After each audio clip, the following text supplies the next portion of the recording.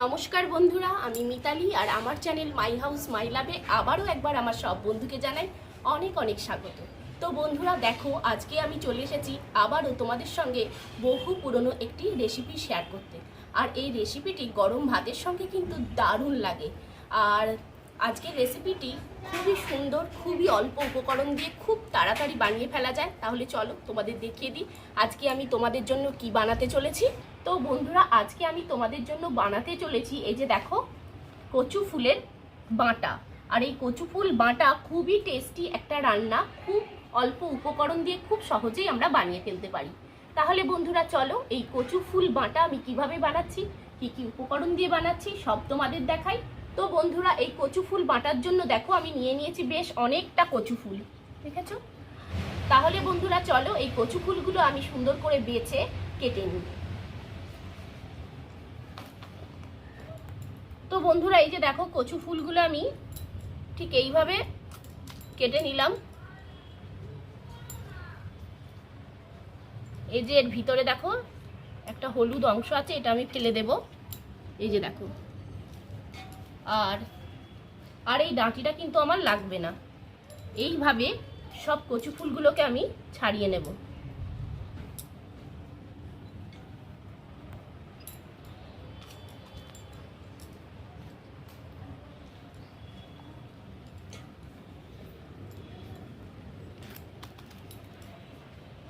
গরম ভাতের সঙ্গে এই কচু ফুল বাটা কিন্তু দারুণ লাগে বন্ধুরা।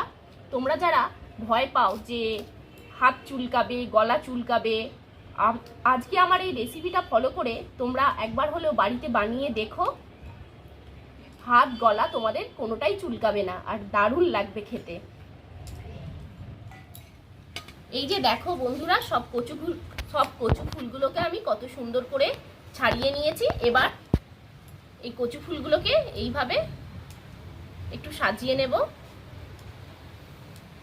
এই যে দেখো, সাজিয়ে সুন্দর করে কুচিয়ে নেব।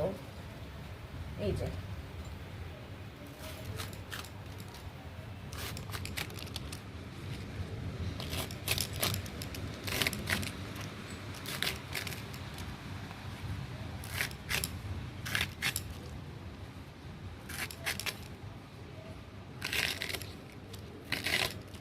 এইসব রান্নাগুলো প্রায় হারিয়ে যেতে বসেছে, তাই আমি আজকে একটু চেষ্টা করছি যাতে আগামী প্রজন্ম এই রান্নাগুলো শেখে ও বানায় বা এর স্বাদ উপভোগ করতে পারে। তাহলে দেখো বন্ধুরা, সব কচু ফুলগুলোকে আমি কত সুন্দর করে কুচিয়ে নিয়েছি। এই যে দেখো। তো বন্ধুরা, এবার কচু ফুলগুলোকে আমি খুব সুন্দর করে পরিষ্কার করে ধুয়ে নেব।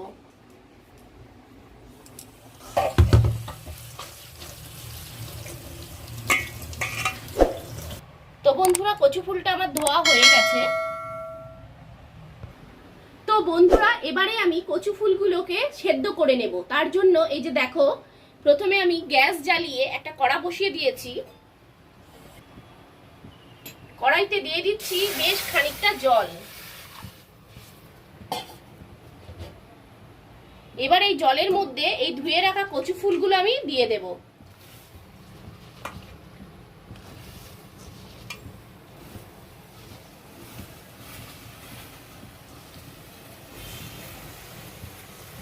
এবার আমি দিয়ে দেব নুন। তো বন্ধুরা, এই যে দেখো আমি নিয়ে নিয়েছি আধখানা পাতিলেবু, আর পাতিলেবুর রসটা দিয়ে দেব।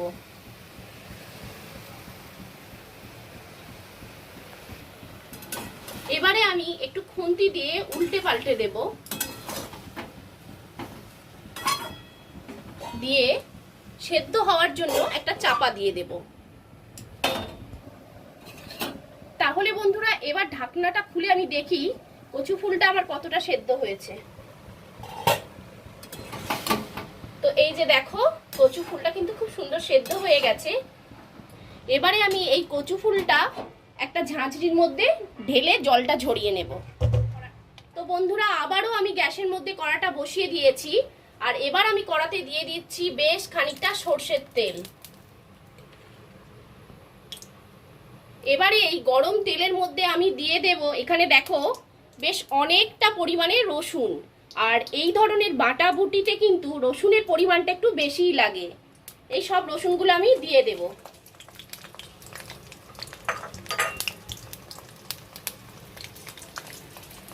আর এখানে দেখো আমি নিয়েছি 8 থেকে 10টা কাঁচা লঙ্কা। কাঁচা লঙ্কাগুলো জাস্ট এরকম ফাটিয়ে ফাটিয়ে আমি দিয়ে দেব কড়াইতে। গ্যাসটা কিন্তু আমি মিডিয়াম করে রেখেছি। এবারে এগুলো আমি হালকা হালকা ভেজে নেব।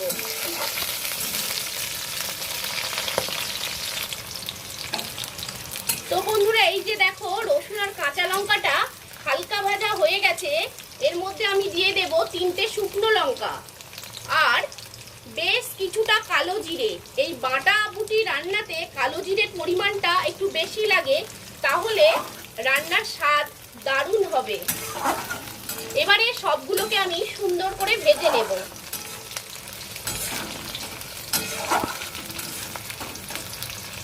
তো বন্ধুরা যে কোনো টাইপের বাটা বুটি রান্নার জন্য সর্ষের তেলটাই প্রয়োজন। সাদা তেলে ঠিক সুন্দর বাটাটা হয় না বা স্বাদটাও পারফেক্ট আসে না। তো বন্ধুরা দেখো কাঁচা লঙ্কা, শুকনো লঙ্কা, রসুন ও কালো জিরে খুব সুন্দর ভাজা হয়ে গেছে। এবারে আমি এর মধ্যে দিয়ে দেব এই কচু ফুলগুলো।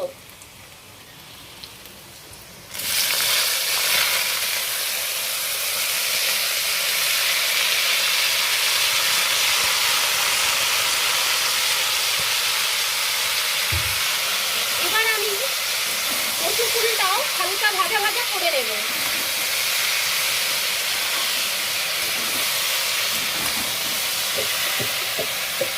তো বন্ধুরা একটা কথা বলে রাখি, কচু ফুলটা সেদ্ধ করার সময় আমি একটু নুন দিয়েছিলাম, তাই এখন জাস্ট একদম অল্প পরিমাণে নুন দিয়ে দিলাম।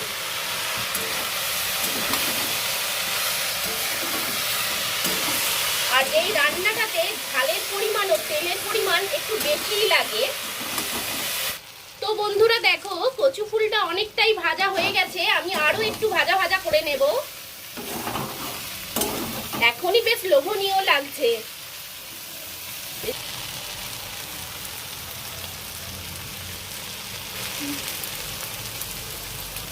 তো বন্ধুরা দেখো কচু ফুলটা আমি ঠিক এই টাইপের ভেজে নিয়েছি। দেখো এই যে দেখেছো। এবারে আমি গ্যাসটা বন্ধ করে দেব। এবারে এই কচু ফুলটা আমি এই প্লেটের মধ্যে তুলে নেব।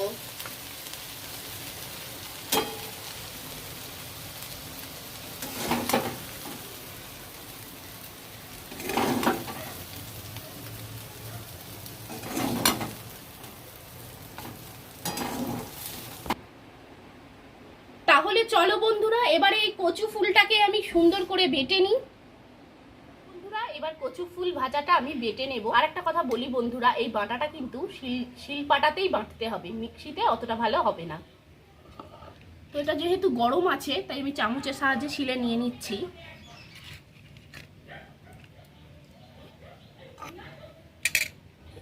এই লঙ্কা টঙ্কা সব একসাথে আমি সুন্দর করে বেটে নেব।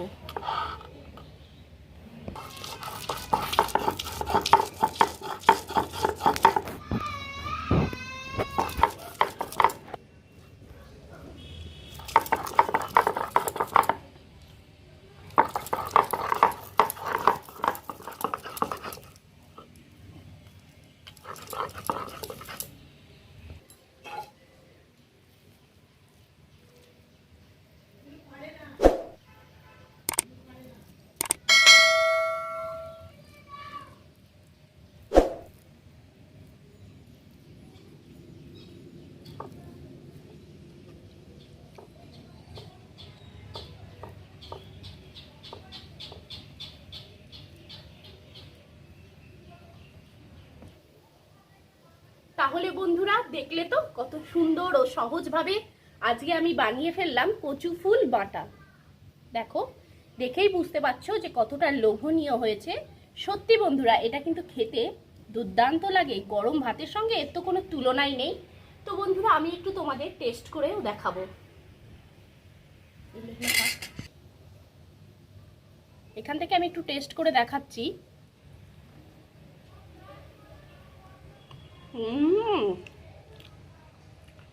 জাস্ট অসাধারণ।